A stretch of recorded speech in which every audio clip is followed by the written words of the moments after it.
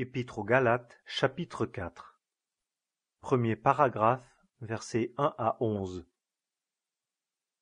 Or je dis qu'aussi longtemps que l'héritier est en bas âge, il ne diffère en rien d'un esclave, quoiqu'il soit seigneur de tout. Mais il est sous des tuteurs et des curateurs jusqu'à l'époque fixée par le Père. Ainsi aussi, nous, lorsque nous étions en bas âge, nous étions asservis sous les éléments du monde.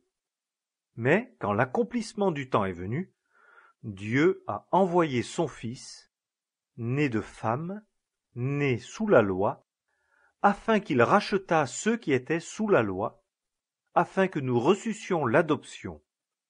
Et, parce que vous êtes fils, Dieu a envoyé l'Esprit de son Fils dans nos cœurs, criant « Abba, Père !» De sorte que tu n'es plus esclave, mais fils.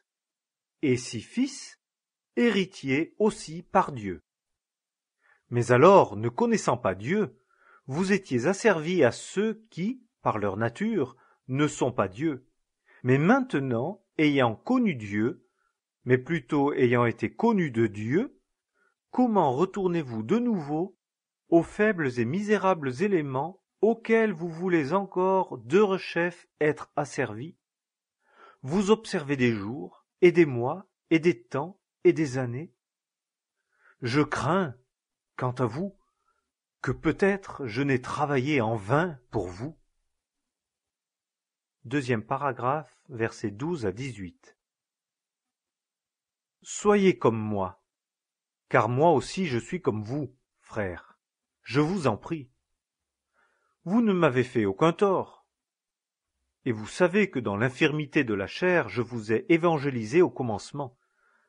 Et vous n'avez point méprisé, ni rejeté avec dégoût ma tentation qui était en ma chair. Mais vous m'avez reçu comme un ange de Dieu, comme le Christ Jésus. Quel était donc votre bonheur? Car je vous rends témoignage que, si cela eût été possible, arrachant vos propres yeux, vous me les eussiez donnés. Je suis donc devenu votre ennemi en vous disant la vérité? Ils ne sont pas zélés à votre égard, comme il faut, mais ils veulent vous exclure, afin que vous soyez zélés à leur égard. Mais il est bon d'être toujours zélé pour le bien, et de ne pas l'être seulement quand je suis présente avec vous. Troisième paragraphe, versets 19 et 20. Mes enfants, pour l'enfantement desquels je travaille de nouveau, jusqu'à ce que Christ ait été formé en vous, oui, je voudrais être maintenant auprès de vous, et changer de langage, car je suis en perplexité à votre sujet.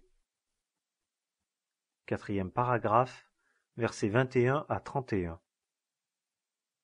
Dites-moi, vous qui voulez être sous la loi, n'écoutez-vous pas la loi? Car il est écrit qu'Abraham a eu 2 fils, l'un de la servante et l'autre de la femme libre. Mais celui qui naquit de la servante naquit selon la chair, et celui qui naquit de la femme libre naquit par la promesse. Ces choses doivent être prises dans un sens allégorique, car ce sont 2 alliances, l'une du mont Sina, enfantant pour la servitude, et c'est Agar, car Agar c'est le mont Sina en Arabie, et correspond à la Jérusalem de maintenant, car elle est dans la servitude avec ses enfants.